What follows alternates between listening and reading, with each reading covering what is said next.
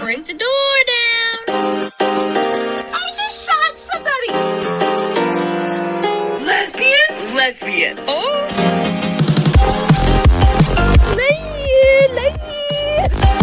Boo, you whore!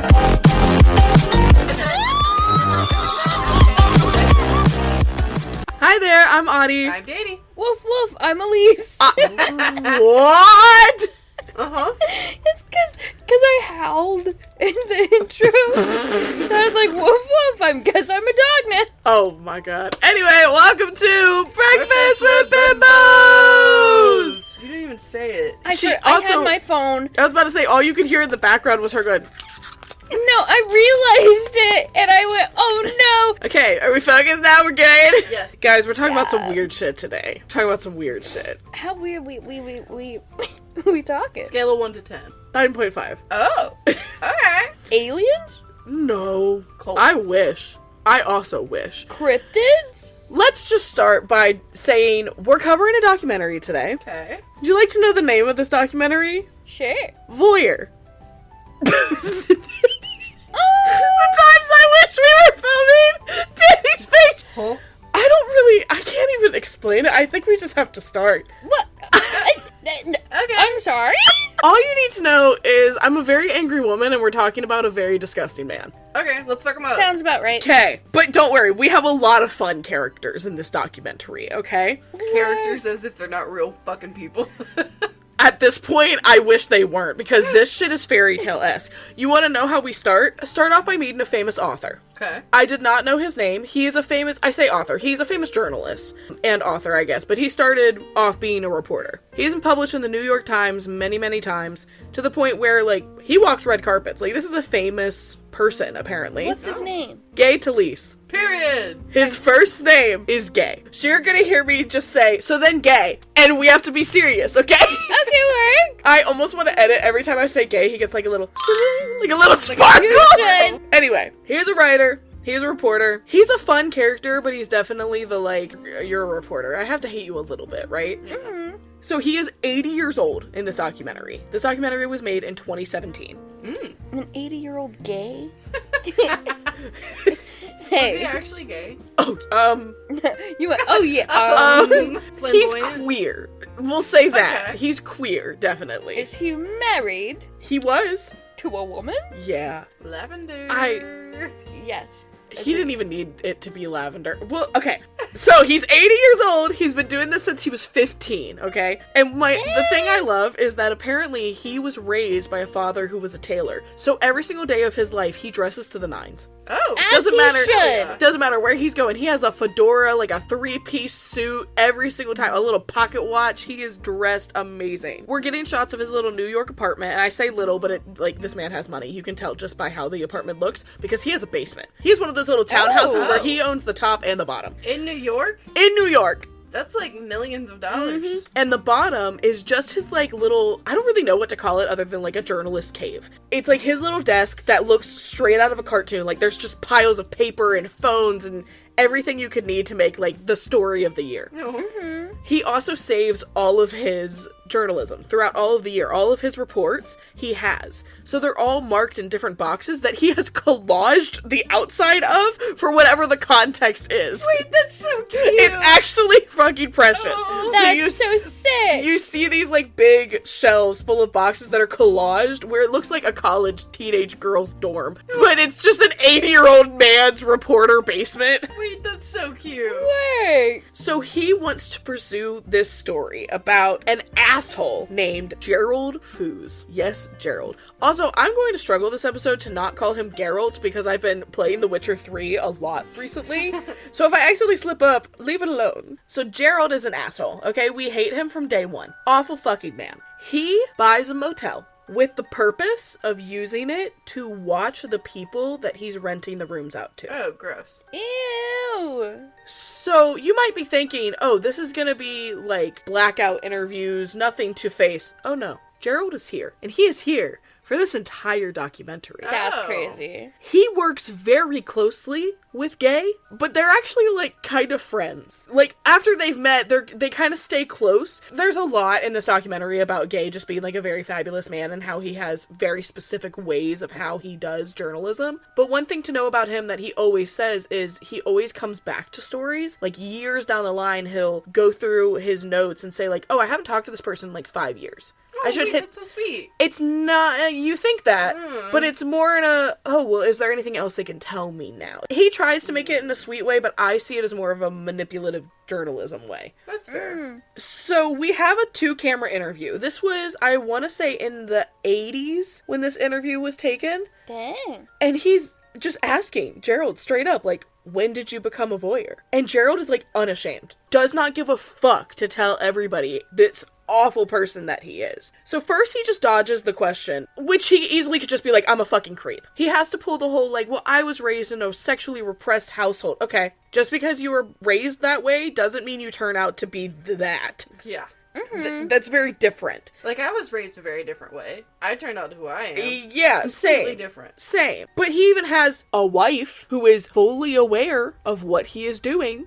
Her name is Donna. Donna, how can you be And- with a man like Oh that? my god, and here's the bullshit. Straight up, Donna is like, well, you're a peeping Tom. And he's like, well, yeah. Just Gross. the fact that that's so nonchalant, I'm like, what the fuck? So he says, I don't like to call myself a peeping Tom, though. I like to call myself a voyeur, or voyeurism. So he tries to make it like an elegant thing, almost. I hate that the word is so elegant, though. Like, Yeah. it's a good word. It's a if good it didn't word. have that meaning behind it. So it's okay, I can gross you out now. So he wanted what he So called... excited, yay! Yippee! He wanted what he called a laboratory for his, quote, observations. Ew.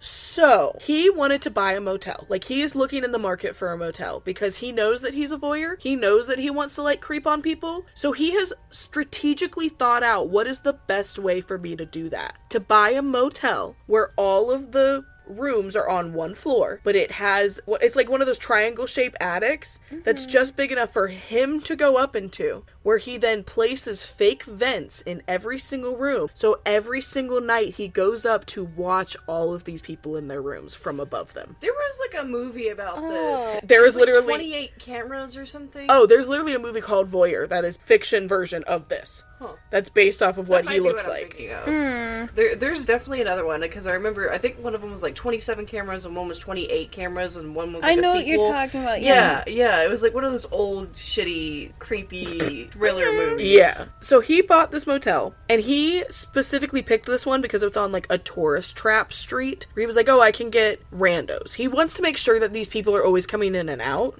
unless he likes you. If he enjoys watching you, then he'll give you discounted rates. He'll, like, push for you to stay there more, or if you have to leave, he'll push for you to come back. And keep in mind, he's admitting all of this to camera. Like, just fully fucking admitting it himself. Dang. The reason why is because now we have jumped forward over 20 years and the statute of limitations is up. So he can tell us all of this and nothing can be done. Oh. Question. Did he ever get arrested?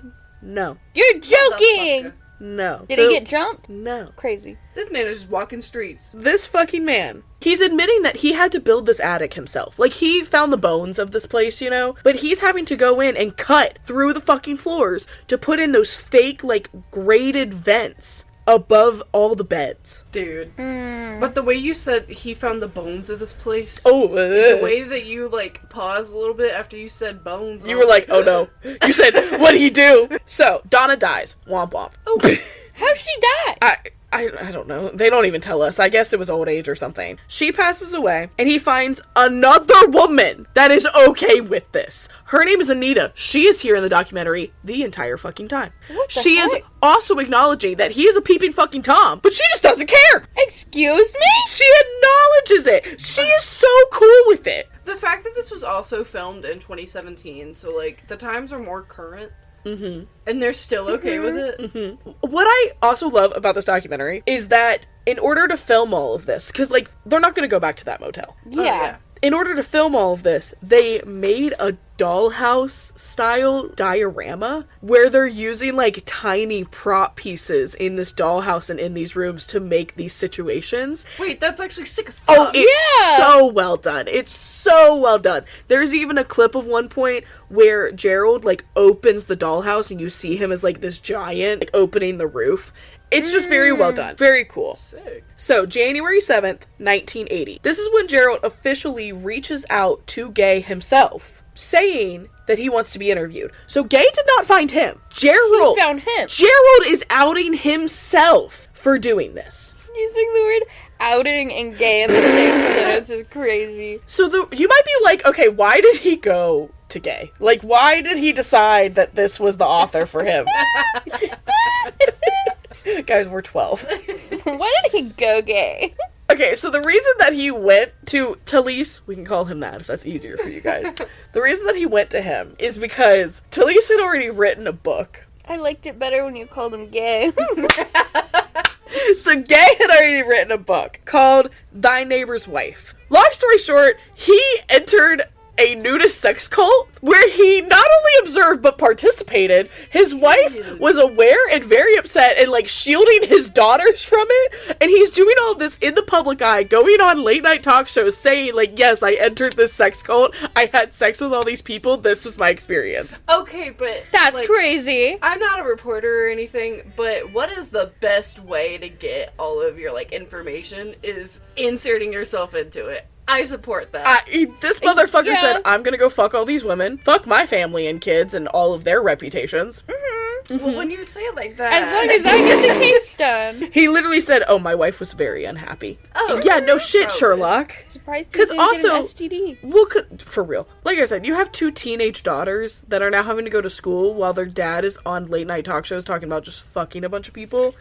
Yeah, that's awkward. Listen, do what you want to do, but do think about the fact when you have family. Just say Yeah. That's fair. it. Just say it. When you're a parent, I'll say that. If you're just yourself, you don't have any like connection to like a wife or kids, fine. It's like, But when you have a wife and kids, like, what are you doing, man? well, it's like when porn stars have families and they have rules set in place to where that person's porn can't be shown in that state. Oh, Yeah. I didn't know that. Yeah. that's cool. That's sick. There's rules around that, so that way people around them aren't just seeing it all the time. At least it was at one point. If it's not anymore, then they should reimplement that. Yeah. But that's normally how it is. I love at one point he says, I would have done anything for the story. Yeah, we know. You just wanted to have sex. You can just say that you wanted to fuck all the Yeah. hot nudists on the beach. Like, speaking of that, this documentary, normally I'm like, go watch this. Don't go watch this if you're a sensitive person. Because I am being shown porn, tits, dicks. I saw so much watching What this the documentary. heck? Like, I saw more than I feel like I would see on a porn site. And the fact that I'm seeing these images and that I'm being met by Gay Talese and Gerald Foos,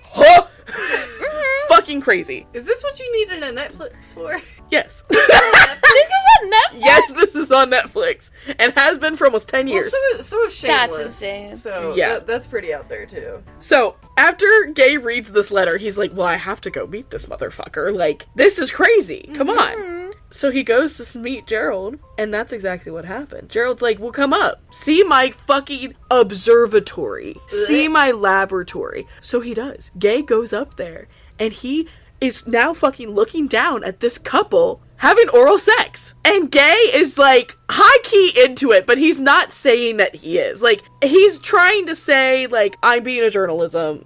I'm being a journalism.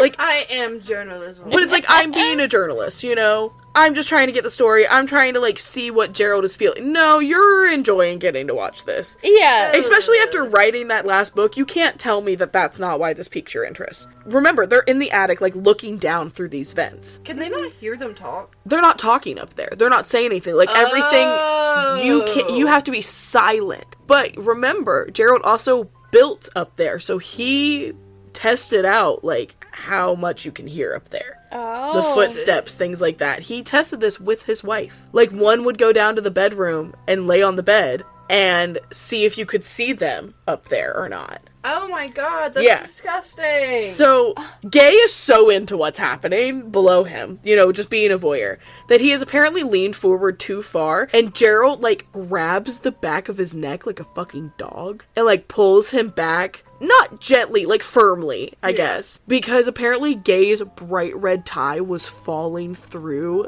the vent. And it was like very visible, but thankfully both the people below were so into it that they didn't notice. I would have shit my pants right there. Literally. So basically Gerald is trying to say, like, this is why you have to be so careful. This is why I do what I do. You have to know the secrets of how to be a voyeur before you can just jump into it like you're trying to do. Like, you're trying to make this a fucking sport. What are you doing? When did this turn into, like, a training class? For real. Literally. I don't know, I guess when Gay said, yeah, take me up to your fucking attic and let me look at your guests. Yeah. And keep in mind, to go up to this attic, there is one door with one key that only Gerald has. Not even his wife? Nope. Nobody else can fucking go up there without that key. Dang. I wonder if his wife was into it too, I hope he drops it down the drain. I do not think she was. The way that she talks about it during the documentary, and keep in mind, I don't know this woman. I don't know her shit. I believe this is a very broken down woman that had no other option. At one point in the documentary, she talks about how she has nobody, how she has no friends, how, like, she is on her own, essentially. So I think this was just a last resort. Dang. And I honestly wouldn't be surprised with how Gerald talks if sex does not exist. Like, if he only... I'm gonna sound really crude. Sorry, guys. If he only masturbates to voyeurism. Like, I don't think he has sex. If he does, they do not talk about it at all. Mm-hmm. So I wouldn't be surprised if it's more of a, like, I'm your wife that just lives here. Yeah. Than a I'm actually into you kind of thing. Yeah. They seem more like friends than together, definitely. They're just roommates at that point. Yeah, for sure. Because, I mean, he talks about at one point how, and I don't remember if this was Anita or his old wife Donna, it could have been both. But he would talk about how, like, well, you know, every single night I'm going up there and, like, you can only so many times, and I was like, okay. And he was like, so I would just be up there, and, like, sometimes she would bring me a sandwich. She'd be like, oh, poor me, poor Gerald, that he's up there and he hasn't eaten. I'm sorry that your fucking husband is a whackaholic. Like, are you kidding me? Poor Gerald? What? Your husband's fucking jacking off to his guests. He's literally being a creep, and you're like, he needs a sandwich. Are you fucking kidding me? Can I That's also just insane. say, this is why I always bring my own sheets and shit to a That's hotel. so fair. I don't know what it is, but I just cannot lay on a hotel bed that I know thousands of people have fucked on, and I know it was probably on top of the sheets, too. I know they don't wash them as often. Mm-hmm. Especially if you go to fucking, like, I don't know, Atlanta, something like that. I'm like, no. I gotta bring my own sheets, my own blankets, my own pillows. Yeah, I ain't doing it. No. I've never thought about it before. So I've been fine. No. I've thought about it from, like, way too early. Like, when I was a kid. I've never thought about it. Oh, I did. Yeah, no. I think it's all in here for me. I had too many parties where they were like, okay, bye, and would just, like, go into a room, and you're like, my phone's in there. Like, you're just like that. Oh. That's mine. Okay, bye. Bye. See you in 30, I guess. Yeah. See you in 3.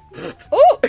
Let's be honest. I'm sorry, if you're going to a random place to fuck like that and you take more than 5 minutes, what are you doing?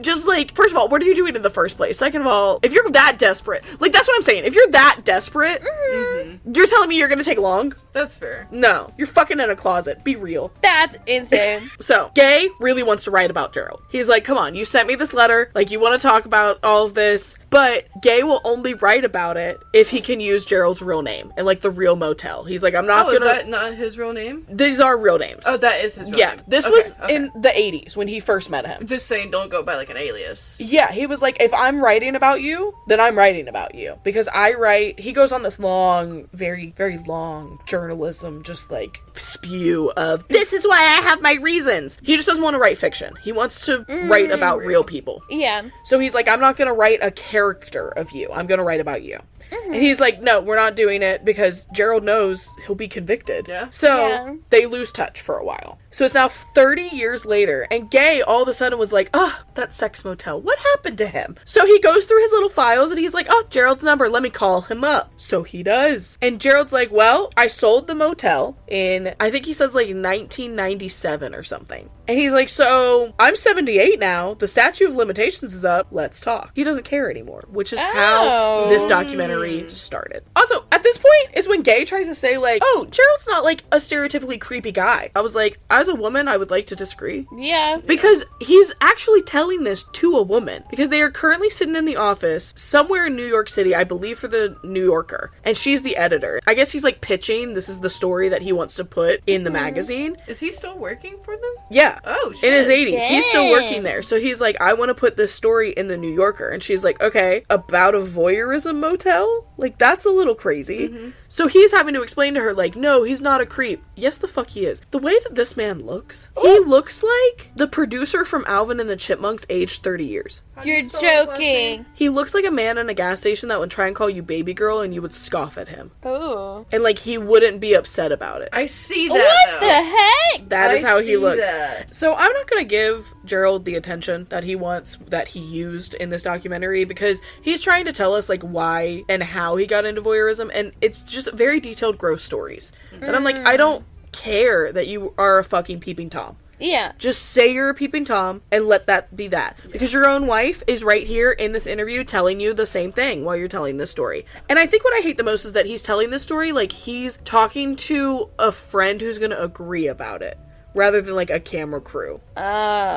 He's saying it like he's still proud of it and like how it's a reason for what he does. And it's just, it's gross. My most hated thing about it, which is the only reason I brought it up, is that he says, I'm a researcher. No, you're a fucking creep. Yeah. That is very different, buddy. Like, he clearly just wants attention from all of this. A researcher would be in a scientific setting. Well, the reason he wants to call himself a researcher is because not only is he watching all these people, he has piles of notebooks where he has kept logs about them. Oh. He's not like 3:13 they entered the room, 3:30 they're watching TV. No, it's like this couple had sex at this time. They had sex this many times. They this many times. They did it this many ways, this amount of positions, and he has it set up like a sports board. Oh my god. And he has this for every single person he's watched. It's fucking disgusting. That's insane. Like, he was scoring them like a game show. He says in his time in that motel, he watched between 2,000 to 3,000 people. Holy shit. So this guy is so crazy that he had fixated on this one couple that he thought was just really attractive. So he wanted to watch these people so badly that he was like ready. He was already like set up upstairs. I want to believe he had fucking popcorn and the lotion. Like, he was just ready. Sounds like a Friday night to me.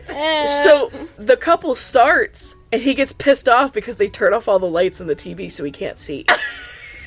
And he's like pissed off that his porno has turned off. So he goes outside, moves his car to in front of their window, puts his brights on, parks the car, and goes back upstairs. You're joking! Goes back upstairs, and he hears the guy being like, who's this asshole with his fucking lights on? And Gerald's just up there fucking whacking off. That's crazy. Desperate And I was times like, call for desperate measures. I was like, is this the medieval? Gross. It's the medieval equivalent of your vibrator dying. Like, like you got so upset, dude. Did your internet turn off? That's insane. I have a shirt that I got from Spencer's. It has like the little alphabet letters and it's really cute and a smiley face, but it says, I hope your vibrator dies before you.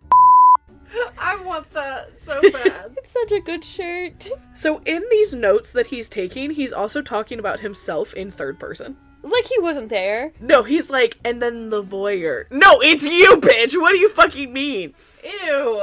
Like, he's writing fan fiction, essentially. About himself. Ew. Oh, yeah. And the craziness. Like, I want to believe the people going into this motel must have just known that it was like a sex motel. Because at one point a guest calls the front desk and they're complaining because they hear buying next door. Buying? Like... And so Gerald's like, I'll go check it out. Doesn't go to the door, of course. He just goes upstairs to look into the room. And he sees a man dressed as a sheep being fucked by a shepherd. You're joking! There's a record of it! He wrote it down! He's buying? This... He's going, bah! This would be... If it wasn't so fucking disgusting, this would be the greatest reality TV show. Yeah, it really would. Like, There's this one show, I think it's on Netflix or something, it's called Bonded, and it's about, like, dominatrix in New York. But if it was just, like, hotel cameras set up like The Office, and it's just all the weird, like, sex fantasies and shit. Can you imagine looking down, man in sheep costume?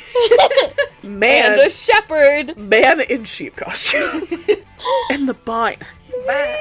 And some of the things that he would see isn't even sex. Like, he's just watching people sometimes. Mm-hmm. For example, he tells us very passionately that there was a man, KFC bucket, okay, who sat on the bed, he's like getting settled in, you know, watching TV, having a good old rot time. And he specifically tells us that there is a pile of napkins that he has pulled out from the KFC bucket that he puts on the bed. And he's like, and I'm watching him, he's eating, and I see him with his greasy ass hand. He doesn't even use the napkins. He goes for my blanket. And he's up there like pissed the fuck off that he is using the blanket as a napkin to the point where he's like, motherfucker. And this is the one time he like broke and said something. And the guy, the KFC man, is like, who goes there? Like, he's like, I hear somebody, and he looks out the window. Like, he's not looking up. He looks outside, and obviously there's nobody, and that was the one time Gerald was like, really need to calm down.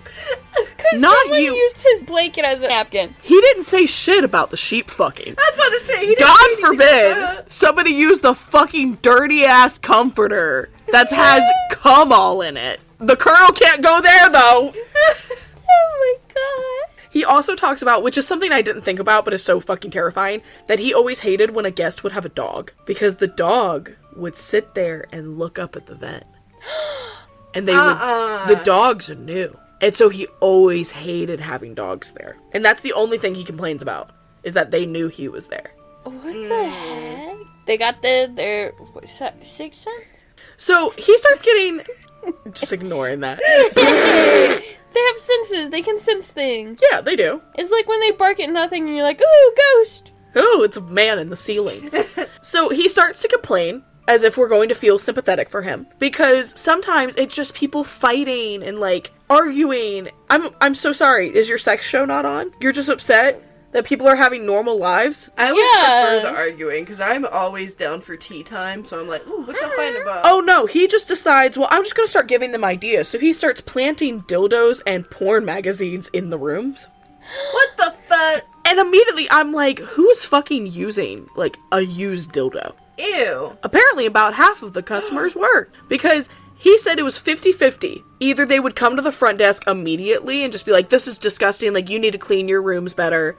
Or he would hear nothing until he went upstairs. Oh my God. I would never. Never. That's so gross. Never. He also just liked to fuck with people sometimes. Like, he was just getting bored at this point. Yeah. And I believe, truly, he doesn't admit it, and it's never said in the documentary, he's getting older. I believe that his sex drive was going down. And that's the only reason that he gave up the motel in the end. I believe that he no longer had the urge for it, and that's why he doesn't care about it anymore. Yeah. So it turned from sex acts to, like, how can I fuck with people? So sometimes he would plant a suitcase in a room that he was about to rent out. The suitcase would just have clothes in it, but he would make sure while the person checking in to go to that room, at the front desk, he would get a phone call from his own wife, pretending to be the last customer in that room, claiming that they left a suitcase with $1,000 in it. And so the customer checking in would overhear this, go to their room and see that suitcase, and, like, look all through the suitcase. Oh, there's no money in it. Now they have to hide the suitcase. And he would just watch this unfold. He was like, one time someone just, like, threw it out the back window. I've watched them get stowed away into cars. Like, it's just funny to watch them. And I was like, what the fuck?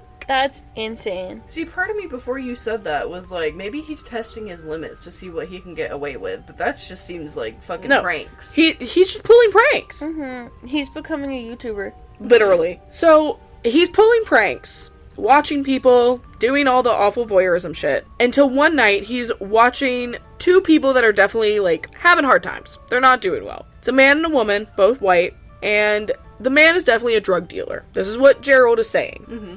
He is saying that he does not like this man, specifically because he sells drugs to kids, and that Gerald has watched him do this from this motel room. And that he knows that the drug dealer hides the drugs in the wall vent, like, next to the bed. Mm-hmm. And apparently, they, like, slide past this very quickly. Apparently, the voyeur has kids. Apparently, Gerald has kids. Did not know this. I don't believe that Gerald himself had kids. I believe that of the wife. Anita had kids Yeah. that were married in. And apparently, her son had drug issues. So he was very sensitive about all that. So he gets pissed off that this drug dealer is selling to kids. And of course, they don't say it, but I don't know if maybe her kid did buy from him, or if it just was him selling to kids and he's just pissed off about it. But it seems weird to just target this one guy. Yeah. So Gerald goes in the fucking room and steals the drugs out of the wall. That's a good way to get fucking murked. Yeah, so he steals them, goes back upstairs to continue watching the show, waiting for them to come back. And obviously, the drug dealer is fucking pissed when he comes back and blames the girlfriend. Oh, no. So, the girlfriend comes in and she's like, I don't have any idea where this is. What do you mean? Beats the fuck out of her. And I'm assuming he didn't stop it. He did not, because he choked her to death. Here's the thing. According to Gerald, this was not to death, in that he saw her chest raising and, like, knew she was okay. He watched all of this happen. Keep in mind, he's admitting he watched this fucking happen and didn't do shit. Literally. Not only watched it happen, he is telling us this while he's claiming, he's like, come on, let her go, man. Go down and fucking do something. Kick him out of your motel. Yeah. Drop the fucking drugs from the vent. I don't know. Do something. Don't act like you're the fucking victim when she's falling unconscious on the ground. But I was gonna say maybe he could have called the cops, but he wouldn't be able to, because then he would have to prove that he stole the drugs, and the only reason he knew is because he's watching from the fucking ceiling. Yeah. Well, that's just it. He can't even just say, like, oh, I'm the motel owner, we have a disturbance. He's so afraid of them coming to find something that he won't do anything. Which is why this has clearly become, like, a shady motel. Yeah. So he is, quote, so upset that he has to quit observations for the night. For the night. Just the night. Ridiculous. The next morning, the maids are doing their rounds. And they walk into that room and they find that woman obviously dead. And it's only at this point where he's like, oh my god, I could have sworn she was okay. No, you knew she wasn't okay and you were waiting for somebody else to find her so that you could have this story of not having to deal with it. Yeah. So what did he do with the drugs? Like, did he still have He them? flushed them down the toilet. That's crazy. Mm-hmm. Isn't there a way of, like, police still being able to find them, though? I guess so. But if they do, then that's attached to that case. So they didn't have anything about that in this documentary. And Gerald's talking about, I feel so sick about it. It's like, you fucking should. You should. You got someone murdered. Yeah. That's insane. So, we're back to, like, Gay and Gerald just, like, talking in interviews. Gay says, okay, so what happened to the motel? Like, when you were done with it? Yeah. He said that he sold it to a Korean family who overtook the motel under the same name. And that he just, like, took out all the vents and stuff whenever he left and did, like, really shitty patch jobs. Like, it looks like when someone punches a hole in the wall and they just, like, put a paper towel over it. The most shitty plaster jobs. And these are those ceilings, those, like, popcorn ceilings. So you can tell that there was a vent there because that spot is smooth.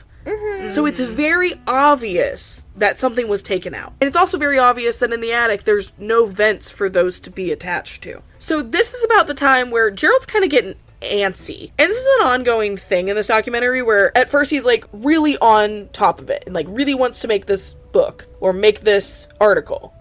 And then he'll go back and he's like, well, but what about the people involved? And it's like, what do you mean the people involved? It's just you. So he keeps trying to bring in people to claim other things. So now he's saying you can't use the name of the motel because it will corrupt the motel for the people who currently own it, which is this Korean family, and they can sue me for defamation. Yeah. Understandable. So this argument kind of happened over a phone call, and Gay is like, I really need to publish this book, so I'm gonna come visit you and we'll talk. So this is the first time that Gay is going to see him in over 30 years. And he's not only going to see him, he's going to see him in his own home. Dang. Oh, my God. So Gay packs up and heads to Gerald's home. And what do we get? A fucking house tour? This man now just wants to go around and play the bragging game and show off all of the shit that he owns. So apparently he's like a really big collector. He is only a collector because he thinks that certain items have money.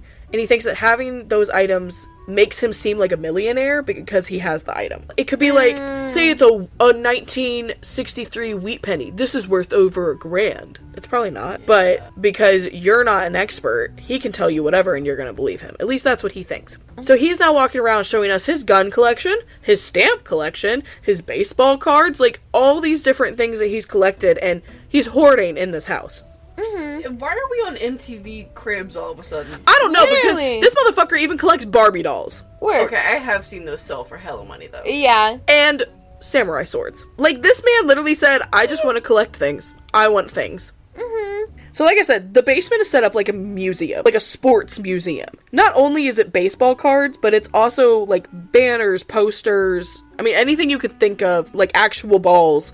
You know what we're talking about right now? Yes! I'm talking about like baseballs and basketballs. We just took it dirty. Listen, we're talking about gays. Balls. We're talking about gays and voyeurism, and I can't say nothing now. And everything. I'm sorry. Sports memorabilia. There we go. There you It's go. sports Yes. memorabilia. And the prices just like, they keep just going up. And like, first he'll show the card and be like, this card is worth $1 million. And he's like, oh, yeah. How much did you say it's worth? $3 million. Okay. Like, it just kept changing. Everything is more and more. And with the prices he's throwing out, it's like, so you're telling me that you're a billionaire. And we all know that you're not. Yeah. And I doubt he got any money from that motel. But seeing this now, Gay is like, oh god, he's a liar. What if everything he's told me is a lie? You're just now realizing this, dude? Well, but here's the thing. Gay himself saw the attic. So he's like, I know that had to be real because I saw it with my own eyes. I watched two people having oral sex. Yeah. So where does the line end? And that's kind of where he's at in his like book writing. He's like, where does the line end of this was real versus this is him ego boosting himself? So the sheep and the shepherd could not be real. I believe in that one, okay? Furries exist and we all know it. Oh, yeah. So, Gay wants to find out who this woman that apparently died in the motel is. What happened, find the police reports, things like that. Did that get publicized? How does he know about that? He knows about that because Gerald told him about it. So he's trying to find out the name and, like, what actually happened. Obviously, if there's an overdose in a motel in this small-ish town in Nevada, you're going to be able to find it pretty quickly. Especially when he's doing this research in, like, 2015, 2016. Yeah. Yeah. He can't find a single thing about it. Oh. The only thing he can find, and it's actually not even him, it's one of his editors, finds that a very similar death happened in a different motel several miles away. This death was a woman named Irene Cruz. She was also strangled to death by her drug dealer boyfriend.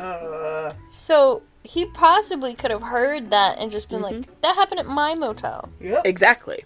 And that's the issue here is why would you put yourself in that situation? Yeah. Why would you lie at all? But why would you lie to make yourself the bad guy? Yeah, Yeah. for real. Because you want to be a victim.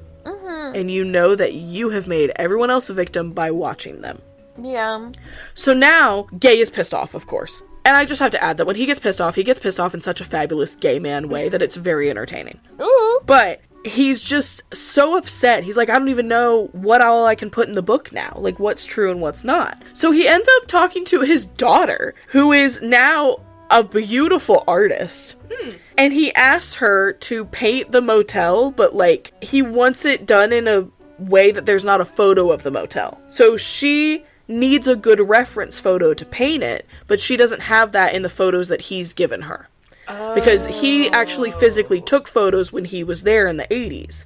So she's like, okay, I need some different angles of this to make this painting correct. So she goes on Google Maps and looks up where this motel would be. She notices something strange, so she calls her dad and she goes, hey, did you know this motel is demolished? He said, what do you mean? She was like, it's not there. He's like, what do you mean? What do you mean? How do you know that? She's like, Dad, it's on Google Maps. I was actually going to ask earlier if the hotel was still there. So keep in mind, Gerald has told us this whole time that it is, and that a Korean family is running it, and that's why we can't put the name in the book. And we have just found out the motel doesn't exist. Oh. So, Do we think that he might have done it? To get rid of his evidence? possibly. Yeah. So Gay calls Gerald, and he's like, hey, did you know your fucking hotel still exists, bitch? And he's like, yeah. It's like, what do you fucking mean, yeah? You told me that this other family owned it. And he was like, well, it's complicated. How is it complicated? It was torn down. It doesn't exist anymore. First of all, he does try to downplay it first by saying it's not a big problem. So he immediately knows that he's wrong. Oh my god. So what we find out is that essentially Gerald sold the property to a guy named Earl. Earl was one of his friends. Earl was also a voyeur, who was one of the only other people who knew about the attic because they would go up and watch together. AKA, I believe that Earl must have been younger. Gerald got too old to get it up anymore and gave the motel to Earl. That would make sense. And here's the thing. We have record. We know that Earl owned it during that time. Yeah. Instead of the Korean family? Yes. The Korean family never existed. That was completely made up. Completely made up. But during the years, it was like 7 years that Earl owned the place before it officially went under. All 7 years, Gerald still had a key to the attic and would go up 5 times a week. Didn't he have the only working key? They made a copy when Earl bought it. Oh. Holy shit. So, Gay is like finding out some of this over the phone call, and he finally hangs up on Gerald. He's just upset, and he's talking to the documentary crew. And they're like, well, why don't we go see the lot? And he's like, I mean, why? Do we really need to go and just see an empty lot? And they were like, I don't know, I think a shot of just the empty lot would be pretty good. And Gay goes, well, if you're going, I might as well go with you. Grabs his fedora, they're fucking out the door on a plane, and all of them, including Gerald, all meet at this empty fucking lot. Dang. So this lot is like bulldozed. Like, there's nothing fucking there anymore. And what's crazy is, of all people to say that they missed the hotel, it's fucking Anita. Really? Well, I kind of see that because she kind of using him, and I'm assuming, did they stay in the hotel? I believe so, and that's the thing. I think it gave her purpose. Yeah, it gave her something to do and refuge. And it got him off her back. She doesn't have to sleep in a bed with a gross man every night because he's too busy whacking it upstairs. Yeah. Do you think that him and Earl had circle jerks? Probably. So, at this point, after seeing the bulldozed area is when Gay starts looking at the deeds to the place, finds out that Earl had owned it, and that Gerald had lied about the timeline of which he owned it. He was claiming that he bought the motel in 1966. According to the deed, he did not buy it until 1969. The reason this is important is because his voyeurism journal dates back to 66. So for 4 years, who was he watching? Because he didn't have the motel. Oh, I don't like that. And as soon as Gay brings that up, Gerald's only excuse is, well, one of the 9s must have been flipped. Like, that's his excuse. And they never really go back into that. They don't really explore the fact that there was 4 years of fucking logs. Why the fuck would they just ignore that? Literally. No fucking idea. Because Gerald is so particular about what he wants you to know that I guess he wouldn't talk about it because he knew that he's digging himself deeper into a hole. He's simultaneously smart and a stupid ass motherfucker. Also, I just think this is funny. At one point, Gerald's old ass, because remember, he's like 78 in this. He's like, my bones are sore. A storm is coming. And I was like, are you from the South? That is the most Southern man fucking thing I've ever heard. Your bones hurt? A storm is coming? The cows are laying down. Like, that's so true, though. When my body started hurting, I'm like, let me look at them clouds. Yeah, my knees There's a hurt. storm a-coming. This was the point in the documentary where Gerald is trying to get sympathy, not only from us, but I think from his own wife. And he's like, no one's coming to visit us anymore. We're all out here. We don't have any friends. And she goes, your friends. It was something that I picked up on, even though it was like a 1 second in the documentary, where he's like, all my friends are dead. And she goes, your friends. She doesn't say shit about hers. Urea girl. And I know for a fact she still has family, because she talks about it later in the documentary, but she's not close with any of them. Very telling. Very telling. Yeah. Yeah. Literally at this point, he's claiming that the crew that has been following him for the past 4 years to make this documentary is his only friends. And I want to believe the whole crew was like, What friend? like, just no eye contact. So, the day has come. They're publishing in the New Yorker that this book is going to come out.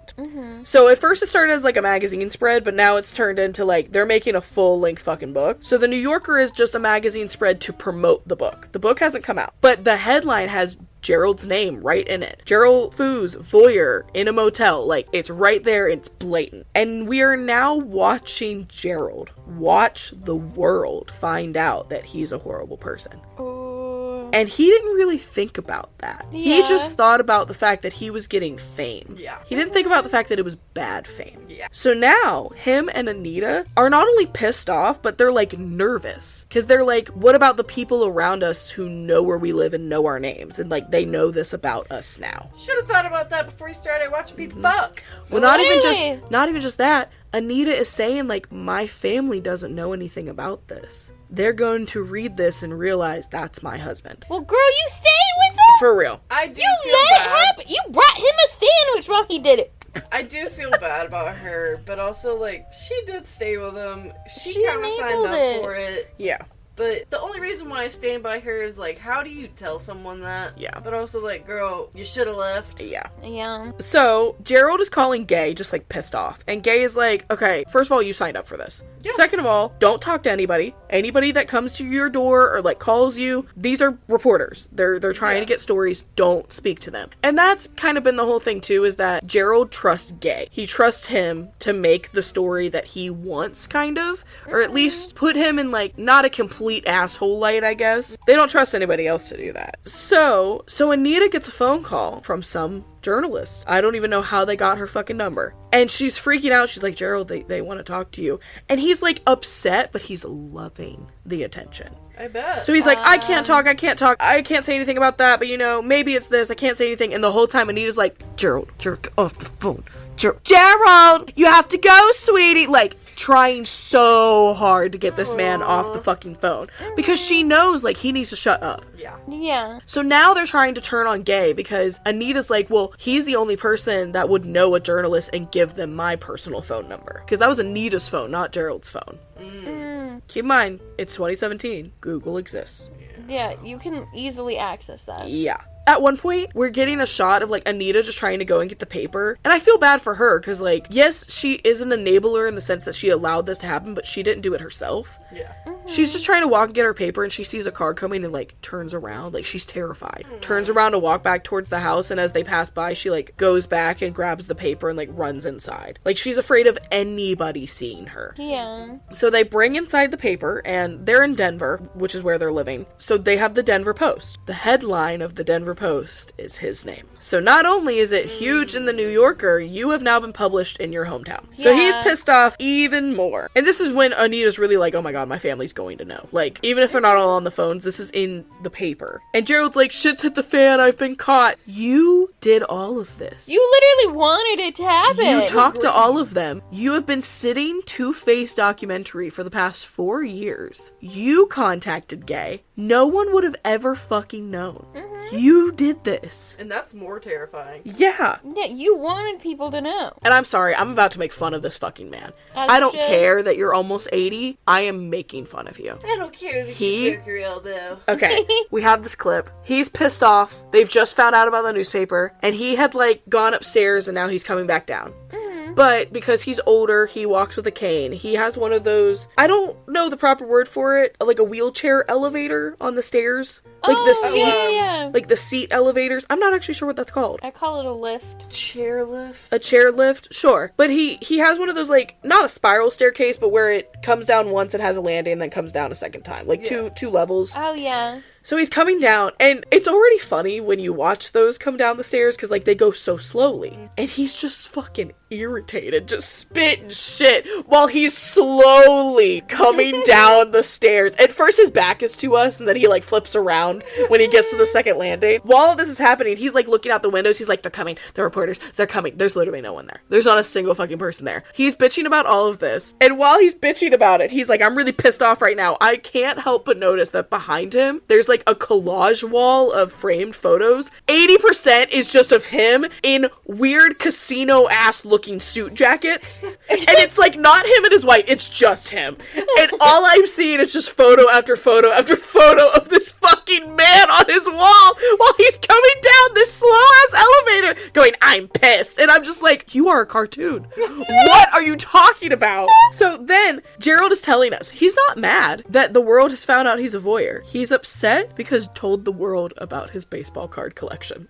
You mean that Gay told the world? He said, you don't talk about a man's money. No one needs to know, like, we have that amount of money here. Yeah. That's what he's upset about. Oh my That's god. insane. He's not upset about the world finding out that he's a literal creep. He's upset about his baseball collection? And here's the shit. He says this in a way to, like, sound like a victim, but I know what it really is. He says, well, the lawyers could turn around and sue me and put a lock on the house and use that as the money. And I was like, so you've thought about the fact that you're probably going to get sued at some point, and you put all of your money into collectibles to just claim you are a collector when really you're hiding your money from the lawyers. And you just outed yourself and you didn't want to mention it. Because technically that means that he wouldn't have any assets, right? Because they're all in physical forms. Yep. And it's not normally stuff that people put like in their fucking will or some shit like that. Yeah. And he's acting like we're the problem. And I'm like, you just told us all your plan. Oh, I hate him. He's so dumb. I just love when, just straight up, he said, you don't write about a man's money. Flashback to him literally showing the cameras his collection. He literally went, I have this and this and this. But I think that was before he thought he was going to get sued, right? So he's not being sued. This is all just him freaking out. And here's what he's actually freaking out about. Gerald is going off because Gay is getting the publicity and Gerald's not. Oh, what the fuck That's ever. what he's mad about. Because Gay is now getting all this publicity. And keep in mind, Gay Talese is a huge journalist. Apparently, he's very, very well known. So, like, of course he is gonna matter, not you. Yeah, you contacted him. And Gay, Knowing this. Gay makes a point multiple times to say, like, I write about awful people. That's my job. I write about horrible people. So he's telling Gerald to his face, I think you're a horrible person. Yeah. Yeah. Although he was also kind of vibing with the attic. Well, and so Anita calls out Gerald at one point. She's like, well, Gerald, it's your fault too. It's not just Gay's fault. Immediately goes narcissist. Everything's my fault. Yes, the fuck it is! It is literally your fault! You built a fucking creepazoid pedo chamber to watch people because you couldn't get laid by a decent person. And you What the literally have a fuck? whole wife right there. Like, what the fuck? He had 2 of them. So they're sending emails and voicemails back and forth. Like, they're just fighting at this point. Because Gay is like, this book is coming out. I don't care that you're upset about it. You've already signed your waivers. Like, I'm publishing this fucking book. And now, I got excited. Don't get excited. Because the fucking police show up at Gerald's house. And I was like, is it time? Is it time? No, it's because somebody made a, quote, threatening phone call to him. What the fuck ever. And the police literally show up and they're like, yeah, we know who you are. And they're not nice to him at all. Good. As they Like, should be. They know that they can't do anything, but they are clearly not okay with him. Probably definitely on like a watch list or something. So the police have now left. We're back with just Gerald being alone in his fucking lazy Susan in the corner. And he's like, well, you know, I just really thought I would die before the book came out. That's what it boils down to. Oh my god. He thought he was going to be dead at this point. How long did it take him to the write the book heck? again? You said 4 years? About 4 years. So what I love is during this point in the documentary where Gerald is trying to make us feel bad for him, he's trying to tell us this sob story. We are getting all these clips that we've had throughout the documentary looking down through the vents where we've been like watching people. But as he's telling this fake ass sob story, all of these people are now looking up at him in the vents. And it's so well done. Like just everyone looking at him. Oh. So, the documentary goes on for probably like 20 or 30 more minutes. Honestly, way too fucking long. Where basically they're just talking about how at this point is when Gay finds out that Gerald had that 4 years that don't make sense, like from 1966 to 1969. Yeah, I cannot believe they blew over that so fast. Well, Yeah. he's now finding that out at this point. Oh, he didn't even know. And the book comes out in like 2 weeks. So he is now very upset. He's throwing a temper tantrum. He's like, I can't change this. And I don't write about fiction. You made me write about fiction. He goes out publicly and bashes his own book. He publicly goes out and says this book is trash. It's going down the toilet. Like every single news outlet is covering the fact that he hates his own book. So now the book is officially out and we get a clip of fucking back in the Lazy Susans with Gerald in Nevada Oh my gosh. of Gay Talese on a late night talk show on TV talking about the book. And he's saying like, Gerald's an awful person. Yes, I threw this temper tantrum. He's basically saying like, we found out that it was fine. And we just go back to Gerald being upset. He's like, see, he's on the talk shows and he's doing all these things. I'm like, did you think they were going to have you on a talk show, honey? Literally. What did you think You're you were gonna dangerous. do? Like, and so the documentary ends with just more shots of Gerald being upset about his own actions. And Gay leaves the documentary by saying, Gerald is upset because the watcher is now the one being watched. And that's the end of the fucking documentary. And it's true. Now you have all of America fucking staring at you, and you don't like it. Yeah. Which is what you did to all of those people. Because you're getting a different type of attention than you wanted. Mm-hmm. So that book is still out. You can go and buy it at fucking Barnes & Noble if you want to. Oh. It's literally called the Voyeur Hotel. And there's a clip of, like, Gerald in a Barnes & Noble and be like, see, there's one copy and it's in this, like, weird spot. No one's ever gonna see it. No one's gonna look at it. And now, apparently, the two just hate each other. They don't speak. Oh. From what I have found, Gay Talese is still alive. He is, like, 94. Oh, word. Still alive, still trucking, still doing his thing. He's still journaling? As far as I can see. That's crazy. Gerald has never been seen, heard from, absolutely nothing since this documentary came out. Dang. Nobody has any idea where he is. So no one knows if he's alive? If they do, they haven't made it public. I bet you he probably fled. Oh, yeah. No, He definitely. went into fucking witness protection. You cannot tell me he didn't. Which he doesn't deserve to be. No, he does Anyways, not. That's just my opinion. Mhm. But yeah, guys, that's The Voyeur. Fuck that dude. Yeah. What a Imagine creep. watching this. I was like, what the fuck am I watching? Really? I don't want to watch it now. I but watch just it. I want to watch it for the art that you were explaining. You should, honestly. It's great. I don't want to watch it because it makes me want to throw up. No, that's so fair.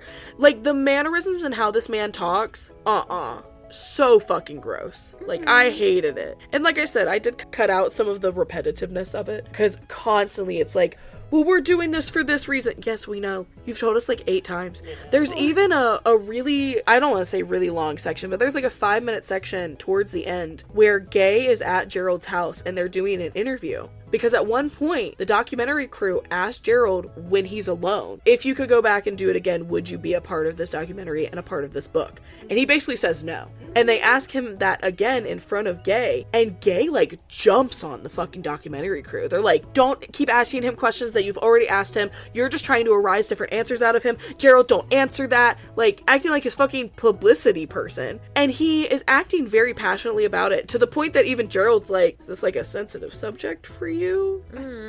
Gay is claiming that the reason that he's doing it is because if you ask him a question when he's not around and then ask him that same question, it's a trick question. Because you think he'll respond differently because Gay was there.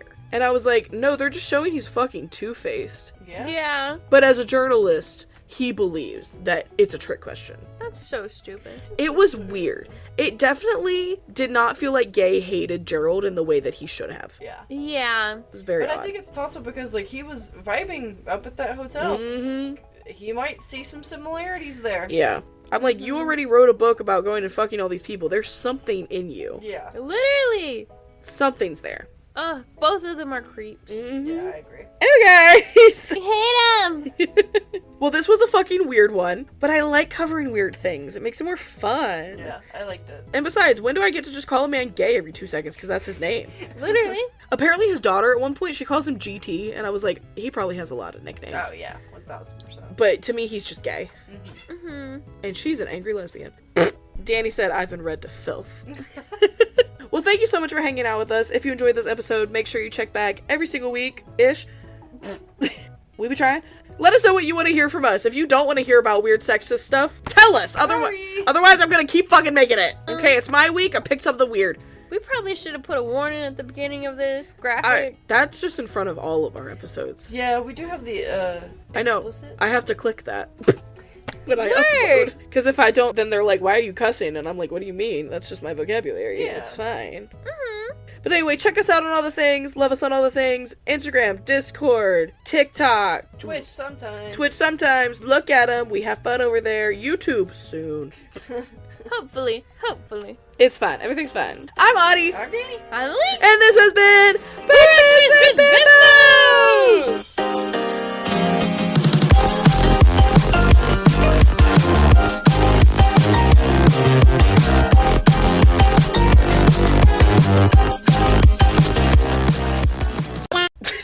You just itch your tit while I'm trying to tell you about this. It's because there's a biscuit in it. There's a I had a biscuit biscuit. this morning, too. There's I had a a biscuit in crumb. my bra. You said pursue wrong. What did I say? Pursue. Persit. Persit. No, you forgot like you forgot like the purse part. Luckily, I have purse. Gay? I love how you told us not to can't tell me it's not funny. It is. This is Geralt trying to be like Geralt. This is combine. This is Gerald trying. What? What is his name again? Gerald. Gerald. We got there. So this is. I I don't even remember what I'm trying to say anymore. It's very vital.